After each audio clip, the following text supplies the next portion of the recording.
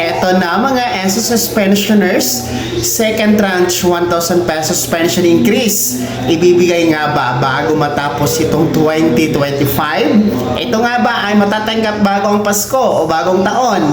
Well, para po sa kaalaman ng lahat, ang atin pong SSS ay nagpatupad po ng pension increase noong Setyembre nitong taon. Pero yun po ay nasa ilalim po ng SSS Pension Reform Program. Okay, lilinawin natin, hindi po yon second tranche.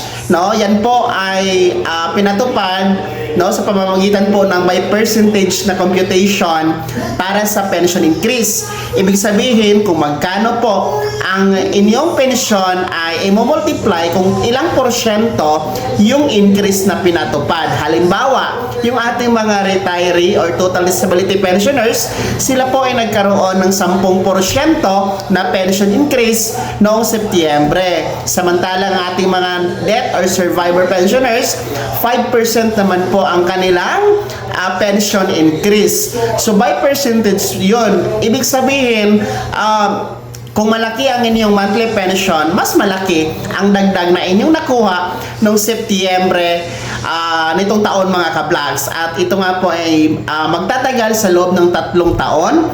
No? Susundan ito ngayong September 2026 at ang panghuli ay September 2027. So ganun po yun, hindi every month kundi every September, every year from September 2025 hanggang September 2027. So sinasabi po natin hindi yung second tranche dahil ang second tranche naka-fix po siya sa 1,000 piso.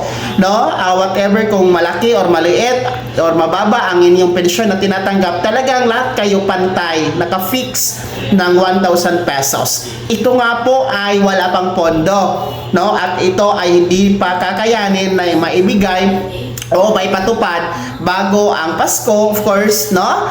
Or bagong taon, no? In short, hindi ito maibibigay at hindi ito mapupunduhan bago magtapos ang 2025, mga ka-vlogs, no? Dahil malaking budget ang kailangan dito. So, atin pong tingnan by 2026 kung ito ba ay magkakaroon na ng pondo, particular kung lalagay o gagalaw na po ang House Bill number 1506 sa Kamara na final po ni Representative Rolando Ledesma Makasait para magbigay ng mandato sa SSS na magpatupad ng 1,000 ng pension increase. So, tingnan natin by 2026 sa pagbabalik sesyon ng Kamara kung yan po ay merong update mga ka-vlog. As of now, ulitin ko, walang second tranche na magaganap bago magtapos ang 2025.